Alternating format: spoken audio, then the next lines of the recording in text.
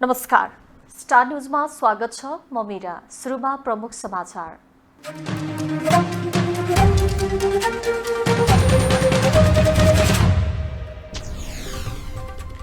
नागरिकमा आशाको संचार जगाउन नसके आफू पदमा बस्नुको औचित्य नहुने प्रधानमन्त्रीको भनाई। सचेत रहन मन्त्रीहरूलाई सुझाव। गणतन्त्रप्रति वितृष्णा जगाउन गरेका प्रचारको प्रधानमन्त्री दाहालले गरे भर्त्सना। व्यवस्था बलियो नभई विकासले गति नलिने प्रतिक्रिया। अधिकार नदिने भई संघीयता खारेज गर्न शेखर कोइरालाको सुझाव। संसदीय व्यवस्था अन्त्यका लागि संघर्ष गर्ने मोहन वैद्यको उद्घोष। सरकारको आग्रह बीच पनि दिनहुँ संयौंको संख्यामा विदेशी युवा। अस्थिर राजनीति र अवसर अभावले दिक्क। र ललितपुर सिटी नेपाल सुपर लिगको दोस्रो क्वालिफायरमा एलिमिनेटर खेलमा काठमाडौँ 3-0 ले पराजित।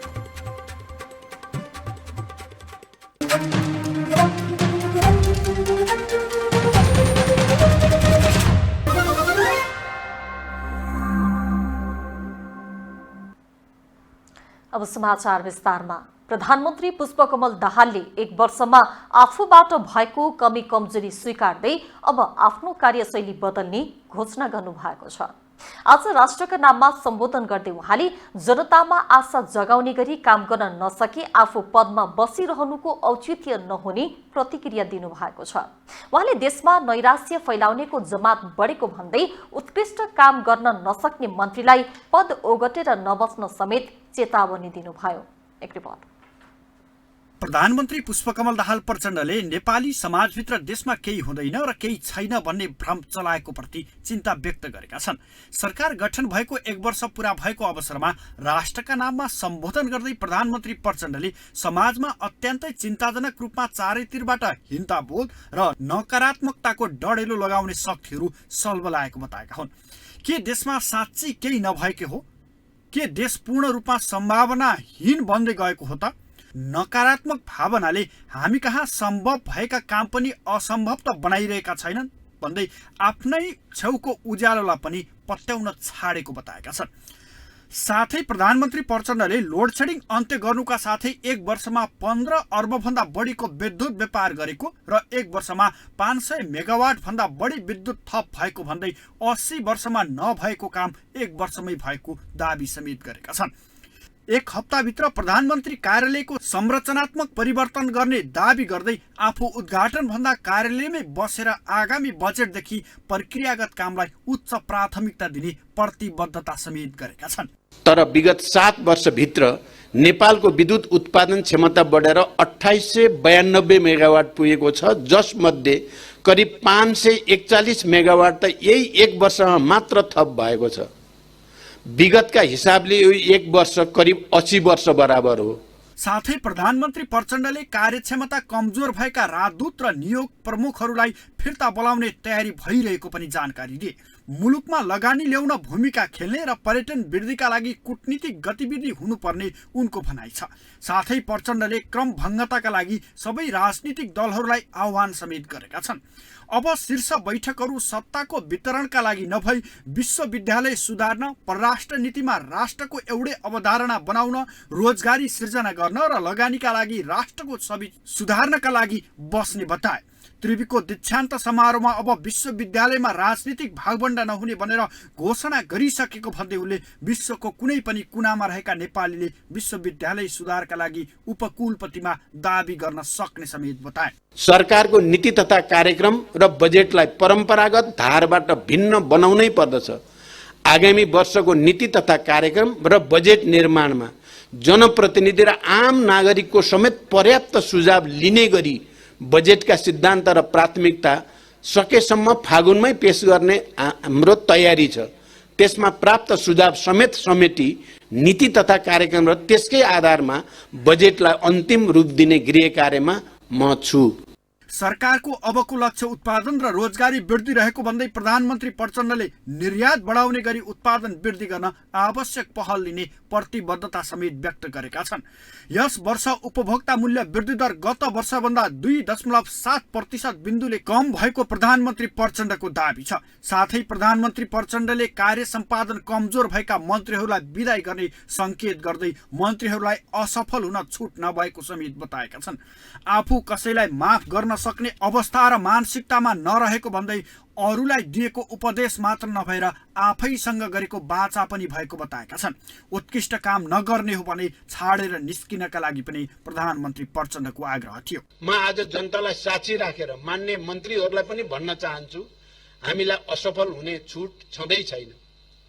कार्य सम्पादन कमजोर भएको अवस्थामा म कसैलाई माफ गर्न सक्ने अवस्था र मनस्थितिमा छैन। हामी सबै आफ्नो भूमिकामाथि न्याय गर्नै पर्ने नैतिक दबावमा छौँ। कार्यक्षमता प्रमाणित गर्न सकेनौँ भने कसैले पनि अब ठाउँ ओगटिरहनु हुँदैन, छाडिदिनु पर्दछ। यो मैले अरूलाई दिएको उपदेश मात्र होइन, आफैसँग गरेको वाचा पनि हो। देशमा सकारात्मक परिवर्तन र आशा जगाउन नसके मैले पनि पद ओगटिरहन जरुरी छैन। साथै प्रधानमन्त्री प्रचण्डले आगामी दिनमा आफै बदलिएर राष्ट्र निर्माणमा होमिन चाहेको पनि उल्लेख गरेका छन्। नयाँ र शानदार इतिहास लेख्न बाँकी रहेको बताउँदै सबै मिलेर यसका लागि अगाडि बढ्नुपर्नेमा प्रधानमन्त्रीको जोड थियो। 7 स्टार फोकेका लागि राजनीतिक ब्युरो। देशवासीका नाममा सम्बोधन गर्दै आज प्रधानमन्त्री पुष्पकमल दाहालले एक वर्षमा आफ्नो सरकारले हासिल गरेका उपलब्धिको फेहरिस्त प्रस्तुत गर्नु भएको छ। मूल्य वृद्धि दर कम गरिएकोदेखि नेपालको विद्युत छिमेकी मुलुकमा निर्यात गर्न सफल भएको सम्मलाई उहाँले आफ्नो सरकारको उपलब्धिका रूपमा प्रस्तुत गर्नु भएको छ। यस्तै कोप 28 मा आफ्नो सहभागितालाई पनि उहाँले सरकारको महत्त्वपूर्ण उपलब्धिका रूपमा चित्रण गर्नु भएको छ। एक रिपोर्ट। सरकारले निर्यात बढाउने गरी उत्पादन वृद्धि गर्न आवश्यक पहल लिने भएको छ। मंगलबार आफ्नो कार्यकालको 1 वर्ष पूरा भएको अवसरमा प्रधानमन्त्री पुष्पकमल दाहाल प्रचण्डले देशवासीका नाममा सम्बोधन गर्दै 1 वर्षमा आफ्नो सरकारले हासिल गरेका उपलब्धिहरू प्रस्तुत गरेका छन्, जसमा उनले यस वर्ष उपभोक्ता मूल्य वृद्धि दर गत वर्ष भन्दा 2.7% बिन्दुले कम भएको बताएका छन्। आफू दोस्रो पटक प्रधानमन्त्री हुनुभन्दा अघि देशमा 18 घण्टासम्मको लोड सेडिङलाई नियमित मानिएको थियो, तर आज करिब सिंगो देशमा विद्युतको पहुँच पुगेको उनले दावी गरे। विगत 1 वर्षमा 700 मेगावाटसम्म विद्युत निर्यात गरी 15 अर्ब 27 करोड़ बराबरको विदेशी मुद्रा आर्जन गरिएको समेत उनले बताएका छन्। यस्तै आफ्नो चीन भ्रमणको क्रममा नेपाल चीन जोड्ने चिलिमे केरुङ 220 केबी प्रसारण लाइन अगाडि बढाउने सहमति भएको पनि बताए। प्रसारण लाइन बन्ने बित्तिकै चीनसँग पनि विद्युत व्यापारको ढोका खुल्ने उनको भनाइ छ। गम्भीर भएर सोचौं त देशले हरेक वर्ष कम्तीमा रु 5 खरबको बिजुली निर्यात गर्न र त्यति नै बराबरको आयात प्रतिस्थापन गर्न सक्दा अरू विकसित देश सरह हुन हामीलाई कति नै वर्ष लाग्ला र। म निराशावादीहरूलाई सोध्न चाहन्छु, हाम्रो देश यति ठूलो आर्थिक सम्भावनाको नजिक इतिहासमा यस अघि कहिल्यै थियो र? यस्तै उनले यस वर्ष 776.61 किलोमिटर कालो पत्री सड़क निर्माण भएको बताएका छन् भने 587.5 किलोमिटर ग्राभेल सड़क निर्माण गरिएको छ। यसै अवधिमा 181.29 किलोमिटर नयाँ ट्र्याक खोलिएको छ। थप 1,62,000 सुरक्षित आवास निर्माण गरी लाभग्राहीलाई उपलब्ध गराइएको छ। 1 वर्ष अघि जम्मा 3 महिनाको आयात धान्न सक्ने सामर्थ्य सहित दिवालिया बन्ने त्रासमा बाँचेको देशसँग अहिले विदेशी मुद्राको सञ्चिति इतिहासकै उच्च रहेको उनले दावी गरे। प्रधानमन्त्री प्रचण्डका अनुसार सधैँ घाटामा रहने सार्वजनिक संस्थान नाफामा जान थालेका छन्। नेपाल वायु सेवा निगमको तिर्नुपर्ने दायित्व कम हुँदै गएको छ। नेपाल आयल निगम र नेपाल विद्युत प्राधिकरण नाफामा गएका छन्। यस वर्ष उपभोक्ता मूल्य वृद्धि दर पनि गत वर्ष भन्दा 2.7% बिन्दुले कम भएको छ। बैंकिङ तथा वित्तीय क्षेत्र र मौद्रिक नीतिमा गरिएका सुधारका कारण बैंकहरूको आधार ब्याज दर एकल अङ्कमा पुगेको छ भने ऋणको ब्याज दर पनि घटेको छ। यसबाट उत्पादन लागत घटेर उपभोक्ता मूल्यमा समेत सकारात्मक प्रभाव पर्नेछ। यस्तै उनका अनुसार यस वर्ष पर्यटक पर्यटकको संख्या लगभग रेकर्डकै रूपमा बढेको छ। लुम्बिनी वारपारको 8 वर्ग किलोमिटरको ग्रेटर लुम्बिनी परियोजना अगाडि बढ्दैछ। यस्तै कृतिपुर रंगशालालाई पीपीपी मोडलमा विस्तार गरिँदैछ भने मूलपानी, विराटनगर र कैलालीको फाप्ला क्रिकेट रंगशालालाई राष्ट्रिय गौरवको आयोजनाका रूपमा निर्माण गरिँदैछ। चितवनको गौतम बुद्ध क्रिकेट रंगशालालाई पनि राष्ट्रिय गौरवकै आयोजनाको रूपमा 3 तहकै सरकारको समन्वयमा बन्ने भएको छ। यस्तै विद्यालय शिक्षालाई प्रभावकारी बनाउन अति जरुरी तर 7 वर्षदेखि कसैले हिम्मत नगरेको शिक्षा विधेयक पनि संसदमा पेश गरिएको प्रधानमन्त्रीले दावी गरे। चिकित्सा शिक्षालाई सस्तो र आम जनताको पहुँचमा पुर्याउन तथा गुणस्तरीय स्वास्थ्य सेवा प्रदान गर्न सरकारी अस्पतालहरूमा नर्सिङ, प्यारामेडिक्स लगायतका शैक्षिक कार्यक्रम सञ्चालनको गृह कार्य भइसकेको छ। यस्तै ज्येष्ठ नागरिकका लागि विशेष स्वास्थ्य सेवा सुनिश्चित गर्न 94 अस्पतालमा जेरियाट्रिक वार्ड स्थापना गरिएका छन्। सरकारले नक्कली भुटानी शरणार्थी प्रकरण, ललिता निवास प्रकरण, त्रिभुवन विमानस्थलबाट सुनको अवैध आयात लगायतका काण्डमा इतिहासकै सबैभन्दा ठूलो अनुसन्धान र कार्यवाही गरेपछि जनतामा लोकतन्त्रप्रति भरोसा बढेको पनि प्रधानमन्त्रीले दावी गरे। किसानहरूलाई समयमै 4,01,000 मेट्रिक टन रासायनिक मल सुनिश्चित भएको छ। सतह र भूमिगत सिंचाई आयोजनाहरूबाट पनि थप 21,169 हेक्टरमा सिंचाई सुविधा पुर्याइएको छ। यस्तै जनआन्दोलन र जनयुद्धका क्रममा जीवन उत्सर्ग गर्ने 8,471 जना शहीदहरूको नामावली नेपाल राजपत्रमा प्रकाशित गरेर सम्मान प्रदान गरिएको छ। भारत र चीनसँग सुदृढ र सन्तुलित सम्बन्ध कायम भएको छ। नेपालको विकास प्रयासमा यी छिमेकी मुलुकहरूको सहयोग र समर्थनमा वृद्धि भएको छ।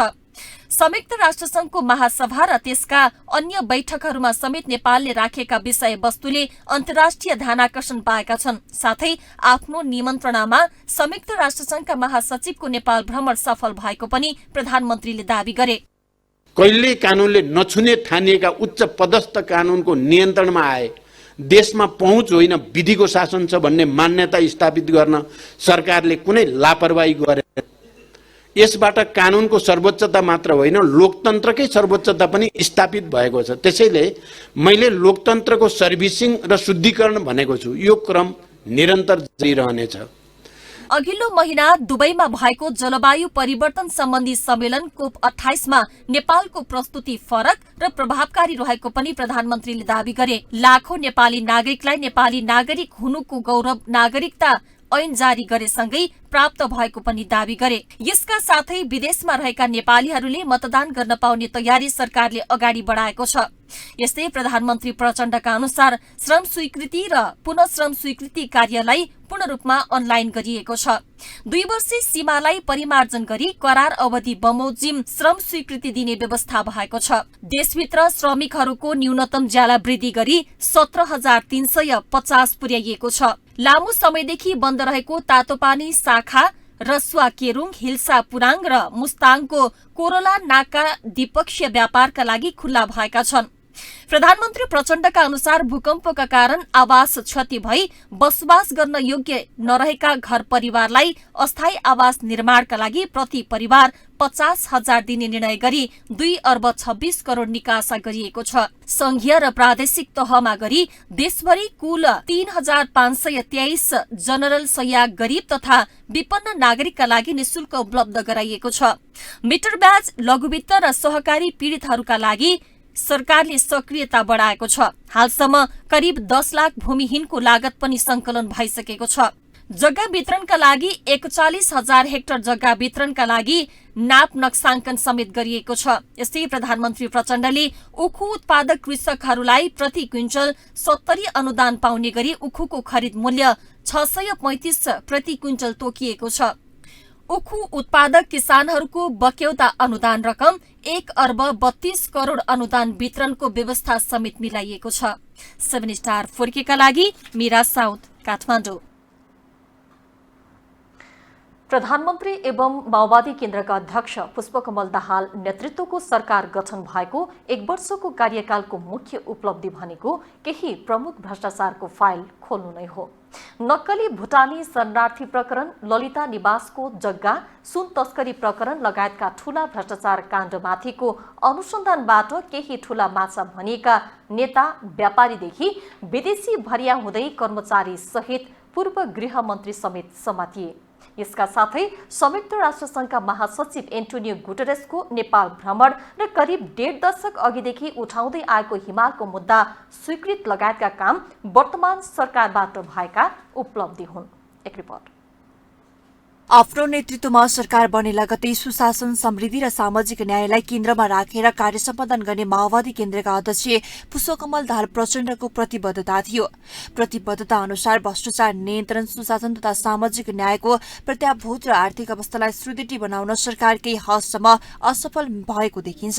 ललिता निवास प्रकरण, नक्कली भुटानी शरणार्थी प्रकरण, सुन तस्करी प्रकरण लगायतमा सुशासनको सुरुवाती कदम सकारात्मक थियो। नेपाली नागरिकलाई नक्कली शरणार्थी बनाएर अमेरिका पठाउने प्रकरणमा जोडिएका पूर्व उपप्रधानमन्त्रीदेखि निवर्तमान गृहमन्त्रीसम्म समातिए। त्यस्तै ललिता निवास प्रकरणमा जोडिएका केही पक्राउ परे भने पूर्व प्रधानमन्त्रीद्वय माधव कुमार नेपाल र डाक्टर बाबुराम भट्टराई सोधपुछ पनि गरियो। सुन प्रकरणमा जोडिएका ठूला माछा भनेका नेता, व्यापारीदेखि विदेशी भरिया हुँदै कर्मचारी पनि समातिए। त्यसैगरी जलविद्युत आयोजनाको निर्माण, प्रसारण प्रणालीको विस्तार, आन्तरिक खपत बढाउनेदेखि धेरै भएको बिजुली बिक्री गर्न काम समेत भएको छ। बंगलादेशले नेपालबाट सुरुवाती चरणमा 40 मेगावाट बराबरको बिजुली लैजानका लागि सहमतिसँगै भारतमा 13 अर्ब बराबरको बिजुली निर्यात गरेको छ। दीर्घकालीन विद्युत व्यापारका लागि 400 केबी क्षमताका न्यू बुटोल अन्तर्देशीय प्रसारण लाइन निर्माणका लागि शिलान्यास भएको छ। प्राधिकरण आफैले विद्युतीय गाडीको प्रबन्धनलाई जोड दिएर 51वटा चार्जिङ स्टेशन सञ्चालनमा ल्याएको छ। यो सँगै वैदेशिक रोजगारमा जान चाहने श्रमिकले अनलाइन माध्यमबाट श्रम अनुमति आवेदन दिन तथा सामाजिक सुरक्षाको दायरामा ल्याएको छ। सरकारले यसपालि धेरैजसो विद्यार्थीलाई पाठ्यपुस्तक पनि सहज रूपमा वितरण गरेको छ। लामो समयदेखि जटिल समस्याको रूपमा रहेको मिटर ब्याजी पीडितको समस्या समाधान गर्न सरकारले सफल देखिन्छ। दुई पटक संघीय संसदले पारित गरी राष्ट्रपति कार्यालय पठाइएको नागरिकता विधेयक टुङ्गिएको छ। राष्ट्रपति रामचन्द्र पौडेलबाट प्रमाणित विधेयक ऐनका रूपमा कार्यान्वयनमा आएसँगै नागरिकताविहीन नेपाली नागरिकले नागरिकता पाउन थालेका छन्। त्यस्तै 17 वर्षदेखि अल्झिएको संक्रमणकालीन न्याय सम्बन्धी काममा अहिले पनि निरन्तर बहस हुँदै आएको छ। गएको वर्षको तुलनामा यसपालि किसानले अलि सहज रूपमा रासायनिक मल पाएका छन्। नेपाल भारत बीच कृषि तथा पशुपन्छी क्षेत्रमा सहकारी सम्बन्धी समझदारी अनुसार पशु नस्ल सुधार कार्यक्रम मार्फत नेपालमा दुग्ध र मासु उत्पादन प्रबन्धनका लागि शुद्ध नस्लका लागि 15 मुर्गा राँगा प्राप्त भयो। प्रचण्डले यस अवधिमा 2 ठूला मित्र राष्ट्र भारत र चीन मात्र होइन, दुबई, अमेरिका र इटाली लगायतका देशको भ्रमणले नेपालको कूटनीतिक दायरा फराकिलो पार्न सघाएको छ। प्रधानमन्त्री दाहालको चीन भ्रमणका क्रममा 2 देशबीचको क्रस बोर्डर रेलवे निर्माणदेखि 2 देशमा आयात निर्यातलाई सघाउने गरी नेपालमा औद्योगिक पार्क निर्माण अर्को महत्वपूर्ण सहमति भएको छ। नेपालले करिब 1.5 दशक अघिदेखि उठाउँदै आएको हिमालको मुद्दा यसपटक स्वीकृत भएको छ। जलवायु परिवर्तन सम्बन्धी संयुक्त राष्ट्रिय संघीय सम्मेलन कोप 28 मा यो मुद्दालाई महत्वका साथ समावेश गरिनुको साथै कूटनीतिक वृत्तमा नेपालको चर्चा बढाउन संयुक्त राष्ट्रसङ्घका महासचिव एन्टोनियो गुटेरेसको नेपाल भ्रमण गराउन समेत प्रधानमन्त्री प्रचण्ड सफल भएका छन्। यद्यपि सुरुमा सरकारले ठूला भ्रष्टाचारको फाइल अगाडि बढाउँदा जनताको विश्वास बढेको देखिए पनि त्यो टिक्न नसक्दा जनतामा निराशा भने पैदा भएको छ। त्यसैले अब सरकारमा व्यवस्थामाथि उठेको प्रश्न चिर्दै अर्थतन्त्रमा सुधार, सुशासनका लागि संरचनात्मक सुधार, सामाजिक न्यायका लागि ठोस कदमदेखि परराष्ट्र नीति लगायतका विषयमा प्रभावकारी ढंगले अगाडि बढ्नुपर्ने चुनौती छ। 7 स्टार फर्केका लागि राजनीतिक ब्युरो।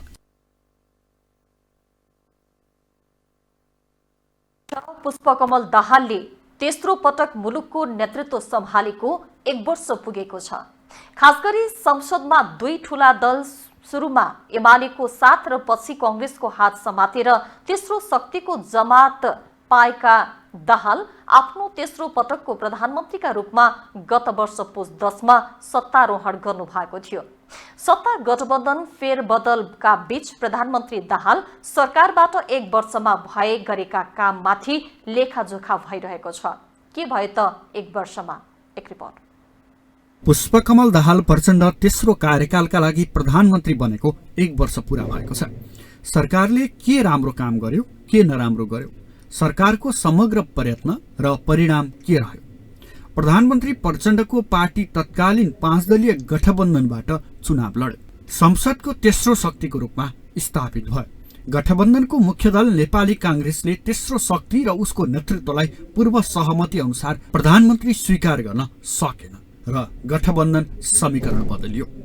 बुढा नीलकण्ठको तीर बालकोटतिर फर्कियो र एमालेको समर्थनमा करिब 1.5 महिना सत्ता चल्यो। राष्ट्रपति चयनसम्म जनतन थामिएको सरकार फेरि कांग्रेसतिर फर्कियो। एमाले बाहिरियो, कांग्रेसले राष्ट्रपति र सरकारमा सहभागिता पायो। त्यस अघिको 5 वर्ष एमाले र अध्यक्ष ओलीसँग राजनीति गरेर बिताएका प्रचण्डलाई प्रधानमन्त्री पदका लागि ओली निवास पुग्न किञ्चित लज्जाबोध भएन।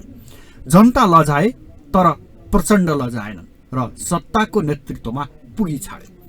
माओवादी केन्द्रको नेतृत्वमा उनले राप्रपा, रासपा लगायतको सरकार बनाए, तर त्यो गठबन्धन अहिले छैन। राष्ट्रपति निर्वाचनसम्म पुग्दा नपुग्दै उनी कांग्रेसकै सहकार्यमा फर्किए र अहिले 10 दलीय सरकारको गठबन्धन चलाउँदैछन्। प्रचण्डको यस्तो क्रियाकलापको संसदीय लोकतन्त्र मूल्य प्रणाली र नैतिक आधार स्तम्भलाई धराशायी मात्रै बनाएको विश्लेषण गरियो। भलै पहिलो पटक 9 महिना र दोस्रो सरकार करिब 10 महिना मात्रै जसो तसो चलाएका प्रचण्डले यो सरकारको 1 वर्ष पूरा गरे। उनकै अघिल्ला सरकारसँग तुलना गर्ने हो भने सायद यही नै उनको तेस्रो सरकारको सबैभन्दा ठूलो उपलब्धि हो। तेस्रो कार्यकाल सम्हालेका प्रचण्डले भ्रष्टाचारमा शून्य सहनशीलता भन्दै कुरा कम, काम धेरै गर्ने प्रतिबद्धता गरेका थिए। उनले भनेका थिए, मैले नयाँ ढङ्गले केही धक्का दिएर म साँच्चै क्रम भङ्ग गर्दैछु। त्यति बेलासम्म जनताको साथ पाउने विश्वास छ। तर यो बीचमा सत्ता गठबन्धन फेरबदल भएपछि प्रचण्ड तेस्रो कार्यकालको 1 वर्ष पूरा गर्नु बाहेक ठोस उपलब्धिमूलक काम गर्न भने सकेका छैन। गठबन्धनबाट प्रधानमन्त्री बनेका प्रचण्डलाई सरकार टिकाउन हम्मे पर्ने स्थिति अहिले बन्दै गएको छ। प्रधानमन्त्री नियुक्त भएपछि 268 जना सांसदको विश्वासको मत पाएका उनले दोस्रो पटक 172 मै सीमित हुन पुगे। एमालेसँगै रवि लामिछाने नेतृत्वको रासपा र राप्रपाको सहकार्य लामो समय जान सकेन। तर सरकारको सुरुमा केही राम्रो प्रयास गरेको भए पनि अहिले सरकारको गति शिथिल छ। सरकारको प्राथमिकता र न्यून साझा कार्यक्रम पनि उस्तै अल्पत्र छन्। नक्कली भुटानी शरणार्थी प्रकरण, ललिता निवास, जग्गा प्रकरण, सुनकाण्डदेखि एनसेलसम्म आइपुग्दा प्रचण्ड सरकार गलेको देखिन्छ। सुरुमा सरकारले ठूला भ्रष्टाचारको फाइल अगाडि बढाउँदा जनताको विश्वास बढेको देखिए पनि अहिले त्यो टिक्न सकेन। प्रचण्ड र गृहमन्त्री नारायण काजी श्रेष्ठमाथि नै आफू निकटका र गठबन्धनका नेताहरू जोगाउन लागि परेको आरोप लाग्यो। सत्ता टिकाउन नै रेशम चौधरीदेखि रिगल ढकाललाई रिहा गरेको विषयले पनि थप विवादित बन्यो। गठबन्धनको सबैभन्दा ठूलो घटक कांग्रेस भित्रैबाट सरकारको विकल्प खोज्नुपर्ने दबाव बढेपछि व्यवस्थामाथि उठेको प्रश्न चिर्दै अर्थतन्त्रमा सुधार, सुशासनका लागि संरचनागत सुधार, सामाजिक न्यायका लागि ठोस कदमदेखि परराष्ट्र नीति लगायतका विषयमा प्रभावकारी ढङ्गले काम गर्नुपर्ने चुनौती देखियो। गठबन्धनको सहमति अनुसार आलो पालोमा अब प्रचण्ड 1 वर्ष सरकारको नेतृत्व गर्ने देखिन्छ। तर उनले अझै आफ्नो कार्यकालमा नयाँ क्रमभङ्ग गर्ने भन्न छाडेका छैनन् र 1 वर्ष पुगेको अवसरमा सम्बोधन गर्दै उनले राम्रा काम गरेको र अब नयाँ चिराबाट अघि बढ्ने भन्दै छाती पिटिरहेकै छन्। 7 स्टार फोकेका लागि राजनीतिक ब्युरो। के भन्छन् को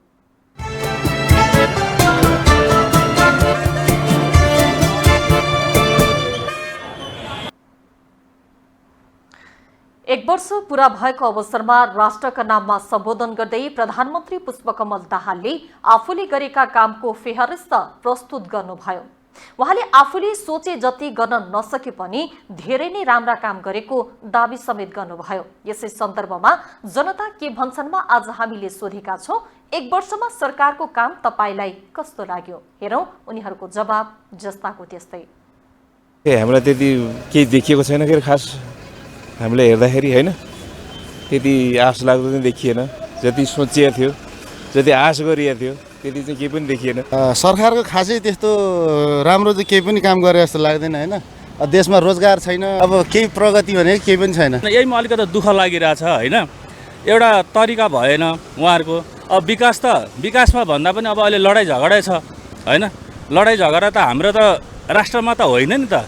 कति वर्षसम्म गर्ने लडाइँ झगडा हो कि भन्नु न। अलिकता केही गर्न नसके, बुझाउन नसके जस्तो अनुभव भइरहेछ हामीलाई चाहिँ होइन। अब बाहिर जाने युवाहरू यहाँ केही देखाएको छैन, सम्भावना छैन, बाहिर गइरहेछन्। ठिकै के राम्रो छैन, जनतालाई केही छैन, उनीहरूलाई मात्रै त हो नि, हामीलाई के छ र। उनीहरू खाने, मस्ती गर्ने, भत्ता खाने, हिँड्ने, प्लेन चढ्ने, टाउकोदेखि अमेरिका जाने, के छ त्यो। हामीलाई के हुनु, केही न केही जस्ताको तस्तै मगीले यस्तो आकाश छोएको छ। के गरेछ सरकारले? 100 होइन 200 वर्ष नि यही हो। 32 वर्ष भइसक्यो, कति हेर्नु, काम छैन। सबै कुरामा महँगी बढाइदिएको छ, करहरू बढी लिएको छ। हरेक कुराहरू जग्गाहरू पास गर्न जाँदा जे गर्दा पनि बढी लिएको छ। यो प्रचण्डको सरकार हामीलाई राम्रो लागेको छैन। सरकारको अहिलेको जो कार्यकाल छ त्यति जनताले चाहेको जस्तो त हामीले के पाउँथ्यो र होइन। फेरि पनि विगतमा भन्दा केही सुधार चाहिँ भएको छ भन्ने हामीलाई लागिरहेछ। बाहिर फ्ल्यास आउट भएको चाहिँ अब राम्रै छ, अब पछि रिजल्ट चाहिँ अब त्यही अहिले पहिलाको सरकारहरूकै जस्तो त होला नि। अनि खासै त्यस्तो उपलब्धिमूलक छैन। जनताको चाहना अनुसार र जनताको आवश्यकता अनुसारको भएको छैन। यो उनीहरूले आफ्नो लागि मात्रै गरेका हुन्, जनताको लागि केही पनि गरेनन्। हेर्नुहोस् है, जनताको लागि गरे भए भाउ बिक्री यस्तो चाहिँ अब तीभित्रै सरकारभित्रै भ्रष्टाचार छ।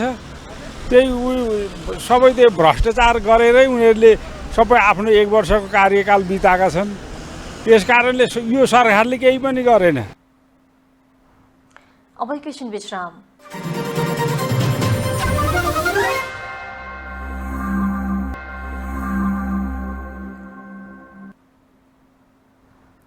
विश्रामपछि पुनः स्वागत छ। अब बाँकी समाचार। नेपाली कांग्रेसका नेता डाक्टर शेखर कोइरालाले संविधानको प्रावधान अनुसार प्रदेश र स्थानीय तहलाई अधिकार नदिने हो भने संघीयता खारेज गर्नुपर्ने बताउनु भएको छ। मोरङको बुढीगंगा गाउँपालिका 2 माओमा आज आयोजित कार्यक्रममा नेता कोइरालाले राजनीतिक दलका नेताहरूको अकर्मण्यताका कारण अहिले गणतन्त्र संघीयता संकटमा परेको तर्क गर्नुभयो। उहाँले मुलुकमा भ्रष्टाचार व्याप्त रहेको र सुशासन दिन नसकेकाले जनतामा निराशा छाएको टिप्पणी गर्नुभयो।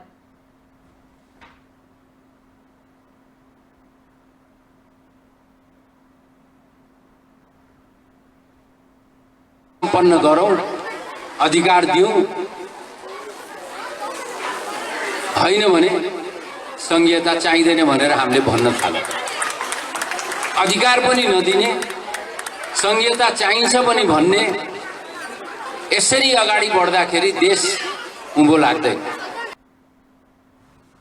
नेता कोइरालाले उद्योगहरू बन्द हुने अवस्थामा पुगिरहेको बेलामा विद्युतको बक्यौताका नाममा चलिरहेको उद्योग बन्द गराउने सरकारको नीति गलत भएको टिप्पणी गर्नुभयो। उहाँले डेडिकेटेड र ट्रङ्क लाइन विवादबारे छिटो निष्कर्षमा पुगेर विवाद समाधान गर्न आग्रह गर्नुभयो।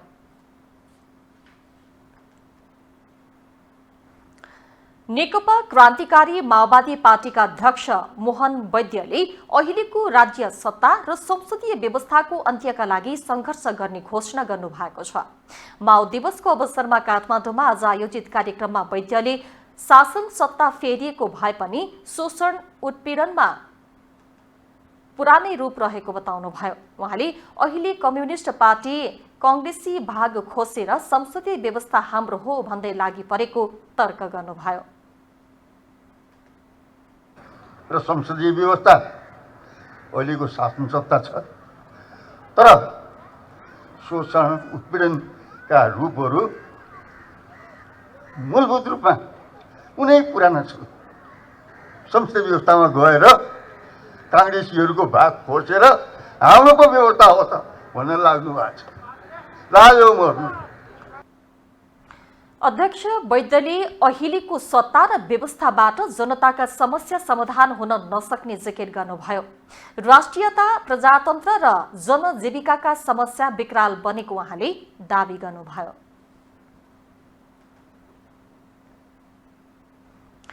नेकपा एकीकृत समाजवादीको केन्द्रीय कमिटी बैठक भोलिदेखि काठमाडौँमा बस्ने भएको छ। शुक्रबारसम्म चल्ने बैठकमा पार्टीको विधान हेरफेरका साथै आसन्न महाधिवेशनका लागि वैचारिक दृष्टिकोण सम्बन्धी छलफल हुने महासचिव घनश्याम भुसालले जानकारी दिनुभयो। उहाँका अनुसार देशभर पार्टी संगठनको अवस्था, पार्टीको आन्तरिक विवाद, समसामयिक परिस्थितिबारे पनि छलफल हुनेछ। बैठकमा प्रदेश, क्षेत्र र भूगोलको सन्तुलन मिलाएर आवश्यक स्थानमा नेताहरूको जिम्मेवारी तोक्ने पनि भुसालले बताउनुभयो। आगामी माघ 11 गते हुने राष्ट्रिय सभा निर्वाचनका लागि पार्टीका तर्फबाट उम्मेद्वार छनौटका लागि मापदण्ड तय गर्ने, संगठन विस्तार तथा पार्टीको आधारभूत तहसम्म स्थापित गर्न आवश्यक कार्ययोजनाबारे छलफल गर्ने पनि उहाँले बताउनुभयो। अध्यक्ष माधव कुमार नेपालले समसामयिक राजनीतिक प्रतिवेदन तथा महासचिव भुसालले सांगठनिक प्रतिवेदन पेश गर्नुहुनेछ। विधान संशोधन गर्न आगामी माघ 14 र 15 गते काठमाडौँमा राष्ट्रिय सम्मेलन गर्न लागेको पनि पार्टी कार्यालयले जनाएको छ।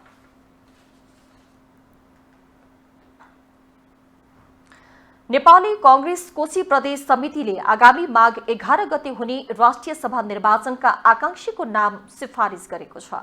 कोशी प्रदेश कार्यालय विराटनगरमा बसेको कांग्रेसको बैठकले राष्ट्रिय सभा निर्वाचनका लागि पार्टीबाट आकांक्षीको नाम सिफारिस गरेको हो। उक्त निर्वाचनका लागि कांग्रेसले जिल्लाबाट आएका नामलाई क्रमैसँग राखेर केन्द्रीय कार्य समितिमा सिफारिस गरेको हो। यसअघि नै कांग्रेस केन्द्रीय समितिले पुस 10 गतेभित्र आकांक्षीको नाम पठाउन निर्देशन दिएको थियो।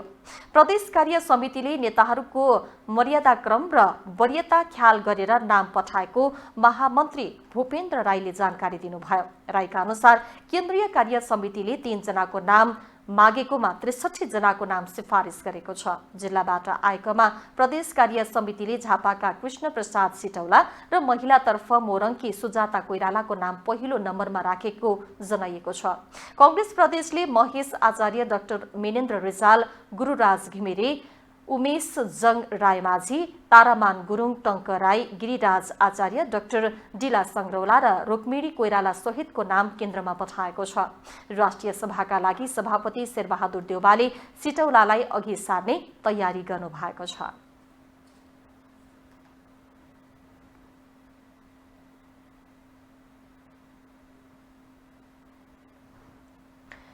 त्रिभुवन अन्तर्राष्ट्रिय विमानस्थलबाट दैनिक सयौंको संख्यामा युवा बाहिरिरहेका छन्।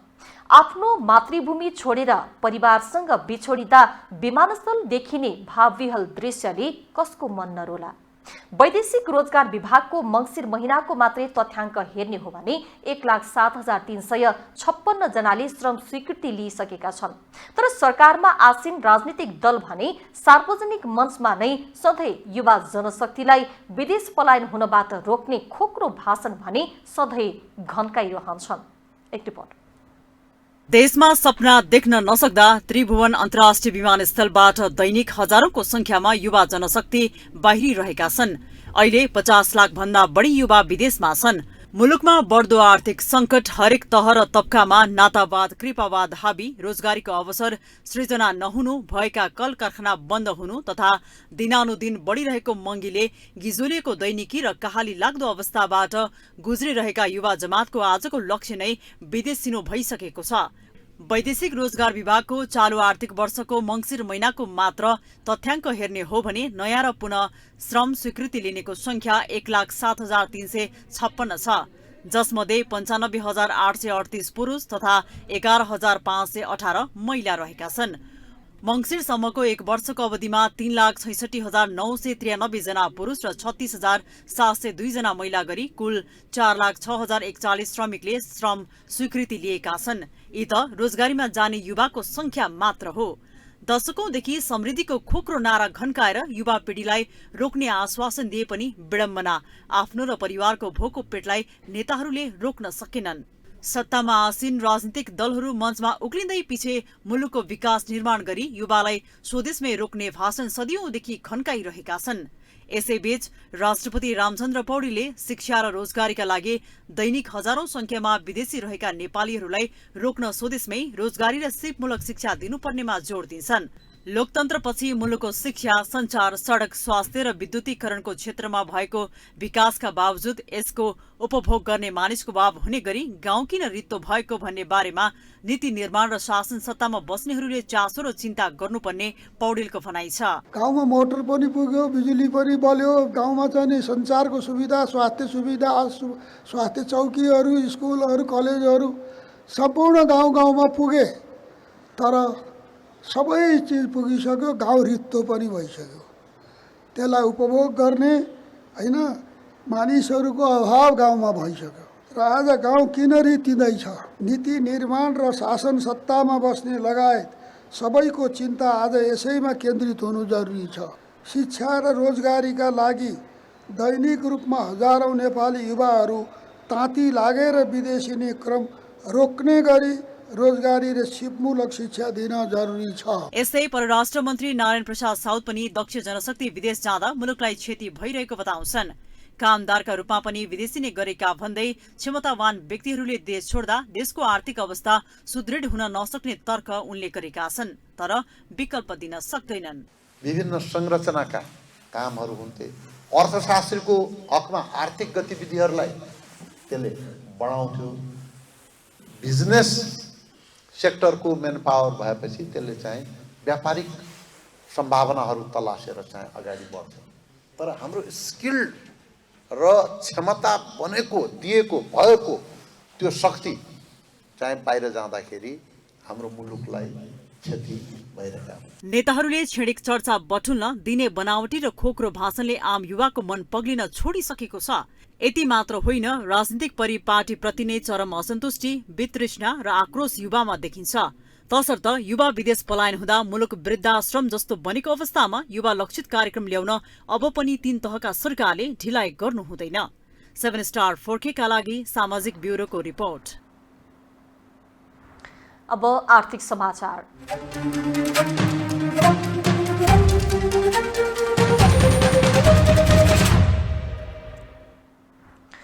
प्रधानमन्त्री पुष्पकमल दाहालले पुँजी बजार र बीमा क्षेत्रको सुधारका लागि गम्भीर गृह कार्यमा रहेको बताउनु भएको छ।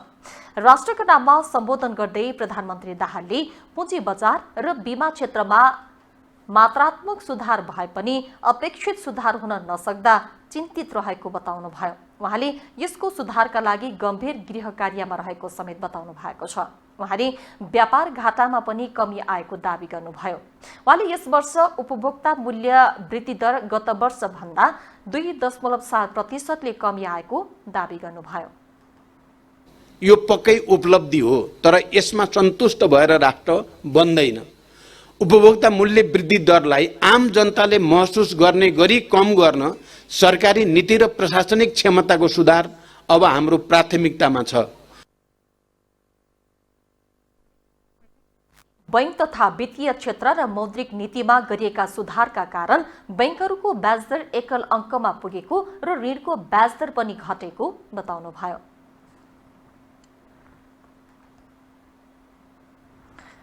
अर्थमन्त्री डाक्टर प्रकाश शरण महतले मुलुकको अर्थतन्त्र सकारात्मक बाटोमा रहेको दावी गर्नुभएको छ। आज चितवनमा आयोजित कार्यक्रममा अर्थमन्त्री महतले विभिन्न तथ्याङ्कले अर्थतन्त्र सकारात्मक बाटोमा गइरहेको देखाएको भन्दै त्यसलाई उपयोग गर्नुपर्ने तर्क गर्नुभयो। उहाँले जलविद्युत, कृषि, पर्यटन र सूचना प्रविधिको क्षेत्रबाट अर्थतन्त्र माथि पुर्याउन सकिने दोहोर्याउनुभयो। उहाँले देशमा धेरै गर्न बाँकी रहेको र अवसर पनि यही रहेकाले यसलाई उपयोग गर्न युवालाई आग्रह गर्नुभयो। भइसकेपछि अनि त्यसले चाहिँ उनीहरूलाई चाहिँ धेरै दबाब पर्दैन। त्यो विषयमा चाहिँ अलिकति विद्युत प्राधिकरणले चाहिँ सोच्दाखेरि चाहिँ राम्रै हुने हो। फरक प्रसङ्गमा अर्थमन्त्री महतले उद्योगको लाइन काट्ने विद्युत प्राधिकरणको निर्णयमा पुनर्विचार गर्नुपर्ने बताउनुभयो। उहाँले उद्योग व्यवसायको अवस्था कमजोर रहेको समयमा प्राधिकरणको यो निर्णय औचित्यहीन भएको धारणा राख्नुभयो। प्राधिकरण र उद्योगबीच विवाद रहेका विषय निर्क्युल गरिसकेपछि मात्रै निर्णय लिनुपर्ने उहाँको भनाइ छ। अर्थमन्त्री महतले सरकारले अप्ठ्यारो बेलामा उद्योगी व्यवसायलाई राहत दिनुपर्ने समेत तर्क गर्नुभएको छ। उहाँले चितवनको पर्यटन क्षेत्रमा थप आकर्षण थप्नका लागि पूर्व पश्चिम राजमार्ग 6 लेन र जंगल क्षेत्र 4 लेन विस्तार गर्ने कार्यलाई तत्काल अघि बढाउने घोषणा गर्नुभयो। अब अन्तर्राष्ट्रिय समाचार।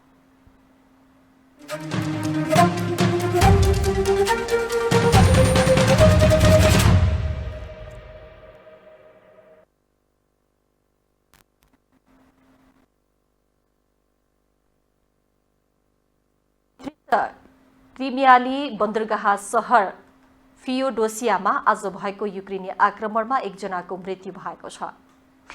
आक्रमणमा अन्य 2 जना घाइते भएको यस क्षेत्रका गभर्नरले बताएका छन्। आक्रमणबाट 6 वटा भवनहरू क्षतिग्रस्त भएको र त्यहाँका बासिन्दाहरूलाई अन्यत्र सारिएको जनाइएको छ। युक्रेनको वायु सेनाले मंगलबार मस्कोको कीव विरुद्धको युद्धमा ड्रोन बोकेको आशंकामा फियोडोसिया नजिकै रुसी जहाजलाई ध्वस्त पारेको छ। अक्सियोनोवले जनाए अनुसार बन्दरगाह क्षेत्र घेराबन्दी गरिएको छ। युक्रेनले बारम्बार क्रिमियाली विशेष गरी रुसी सेनालाई लक्षित गरी हमला गरिरहेको छ।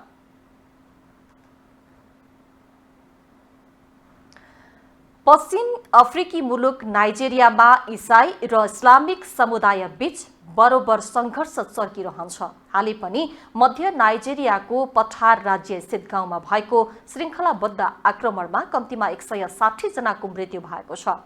बक्कोस स्थित स्थानीय सरकारी क्षेत्रको गाउँ मुसुमा गोठाला र किसानहरू बीच भएको झडपमा सर्वसाधारणको ज्यान गएको हो। एक रिपोर्ट।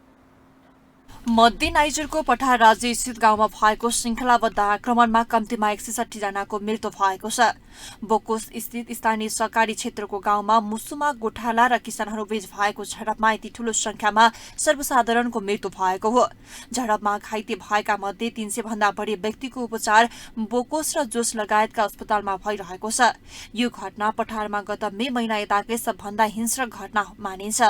पठार राज्यमा धेरै जाति र धार्मिक समुदायका मानिस बस्छन्, जहाँ हाल कई वर्षमा अन्तरसाम्प्रदायिक द्वन्द्वले सयौंको ज्यान लिइसकेको छ। यसलाई प्राय मुस्लिम गोठाला र इसाई किसानहरू बीचको जातीय धार्मिक द्वन्द्वको रूपमा बुझिएको छ। प्राकृतिक स्रोत र इन्धन, सांस्कृतिक पर्यटन, फिल्म उद्योग, खाने आदिले भरिपूर्ण नाइजेरिया अझै पनि गरिबीको चपेटामा छ। ज्यानै पाल्नका लागि त्यहाँका नागरिक मानव तस्करीको धन्दा गरिरहेका छन्। यतिसम्म कि आफ्नै छोराछोरीलाई बेचिरहेका छन्। यो सबैको कारण नाइजेरियाले भोगेको धार्मिक द्वन्द्वसँग जोडिन्छ। इसाई र इस्लामिक समुदाय बीचको धार्मिक द्वन्द्वले यो पश्चिमी अफ्रिकी मुलुकलाई पटक पटक द्वन्द्वमा धकेलेको छ। नाइजेरियाको उत्तरी क्षेत्रमा मुस्लिम र दक्षिणी क्षेत्रमा इसाई समुदायको बसोबास छ। अहिले उत्तरी क्षेत्रमा आफ्नो खैकम जमाएर बसेको समूह बोको हरामका आक्रमण र आतंक बढ़िरहेको छ। यो समूहबाट बालबालिका अपहरण, हत्याका घटना दिन प्रतिदिन बढ्दैछन्। नाइजेरियाका 36 राज्य मध्येका एक प्लुटोको राजधानी जासमा पटक पटक साम्प्रदायिक तथा धार्मिक द्वन्द्व भएका छन्।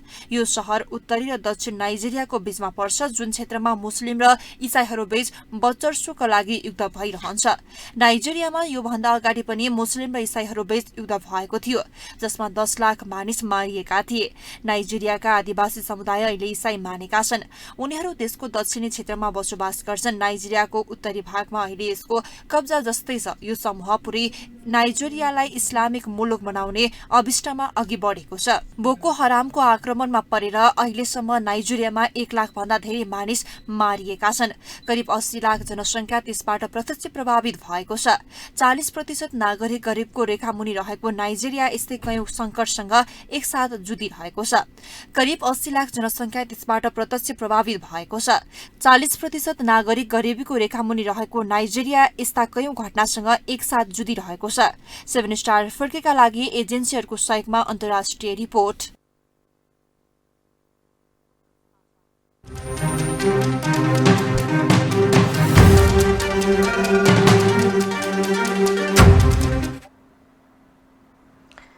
डिफेन्डिङ च्याम्पियन काठमाडौँ रेजर्सलाई 3-0 ले हराउँदै Lalitpur city Nepal super league NSL को क्वालिफायरमा पुगेको छ।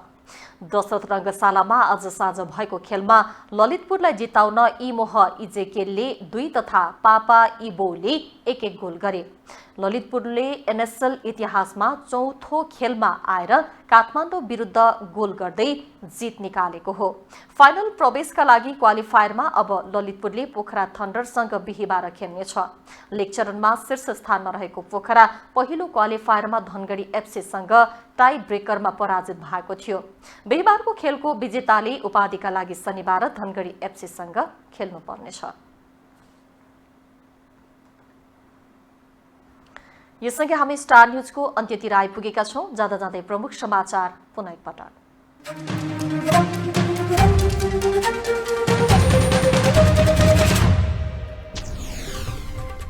नागरिकमा आशाको सञ्चार गराउन नसके आफू पदमा नबस्नुको औचित्य नहुने प्रधानमन्त्रीको भनाई, सचेत रहन मन्त्रीहरूलाई सुझाव। गणतन्त्रप्रति वितृष्णा गराउन गरिएका प्रचारको प्रधानमन्त्री दाहालले गरे भर्सना, व्यवस्था बलियो नभई विकासले गति नलिने प्रतिक्रिया। अधिकार नदिने भए संहिता खारेज गर्न शेखर कोइरालाको सुझाव, संसदीय व्यवस्था अन्त्यका लागि संघर्ष गर्ने मोहन वैद्यको उद्घोष। सरकारको आग्रहका बीच पनि दिनहुँ संयौंको संख्यामा विदेशी युवा, अस्थिर राजनीति र अवसर अभावले दिक्कत। र ललितपुर सिटी नेपाल सुपर लिगको दोस्रो क्वालिफायरमा एलिमिनेटर खेलमा काठमाडौँ 3-0ले पराजित।